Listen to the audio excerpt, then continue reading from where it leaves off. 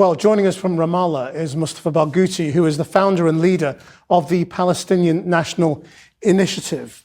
The Israeli plan now is to exclude not just Hamas, but the Palestinian Authority, and any Palestinian authority that exists, it seems.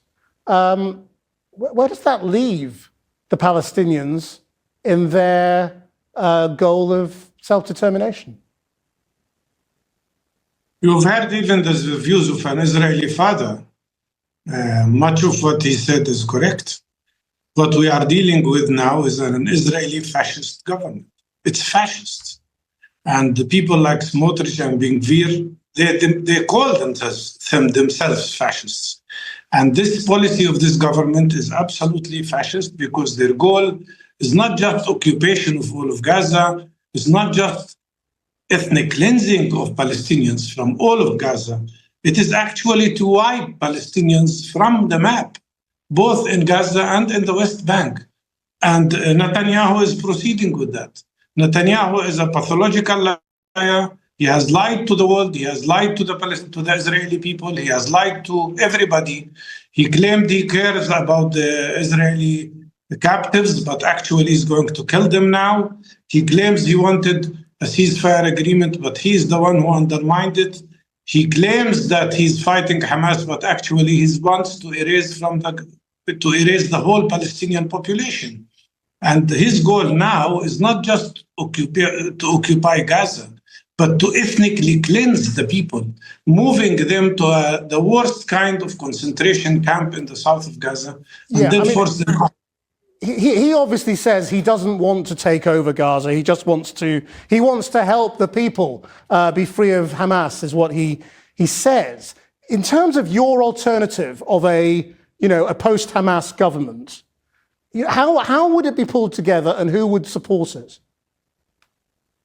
Well, I think Netanyahu lied twice in the same day. His statement of his government was that he's going to take over Gaza. Instead of saying occupying it, he said taking it over. And now he says, I don't want to take it over. Come on. This man is constantly lying. But what's the alternative? The alternative is there. We had a meeting more than a year ago in Beijing of all Palestinian groups, the 14 parties, including Hamas and Jihad and Fatah and everybody.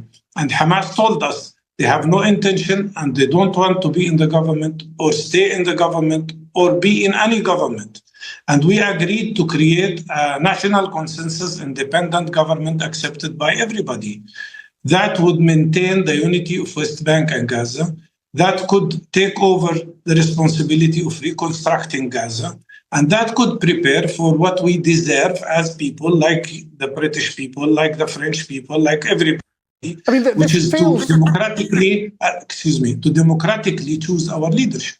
This feels still like something of a negotiation. Israel says, it puts military pressure on Hamas as a way of getting its way.